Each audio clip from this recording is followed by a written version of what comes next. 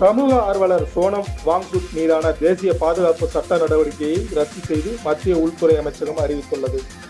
கடந்த 2025ஆம் ஆண்டு செப்டம்பர் 10ஆம் தேதி முதல் பல்வேறு கோரிக்கைகளை வலியுறுத்தி போராட்டத்தில் ஈடுபட்ட சமூக ஆர்வலரும் கல்வியாளருமான சோனம் வாங்சுக்கை லே மாவட்ட நீதிபதி தேசிய பாதுகாப்பு சட்டத்தின் கீழ் கைது செய்து சிறையில் அடைக்க உத்தரவிட்டிருந்தார்.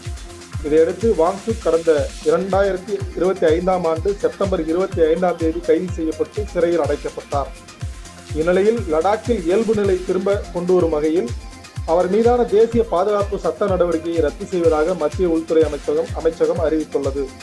அதேபோல் லடாக்கில் உள்ள சமூக ஆர்வலர்கள், அரசியல் கட்சி தலைவர்கள், பொதுமக்கள் என அனைத்து தரப்பினருடனும் தொடர்ந்து பேச்சுவார்த்தை நடத்தப்படும். லடாக் இளைஞர்களுக்கு கல்வி, வேலைவாய்ப்பு மற்றும் அந்த பகுதி தொழில் வளர்ச்சி, பொருளாதாரம் போன்றவற்றில் அரசு இனி கவனம் செலுத்த உள்ளது என்றும், இந்த நடவடிக்கையால் லடாக்கில் அமைதி திரும்பி சுற்றுலாத்துறை மேம்படுவதுடன் பொதுமக்கள் வழக்கமான சூழலுக்கு திரும்புவர் எனவும் மத்திய உள்துறை அமைச்சகம் அறிவித்துள்ளது.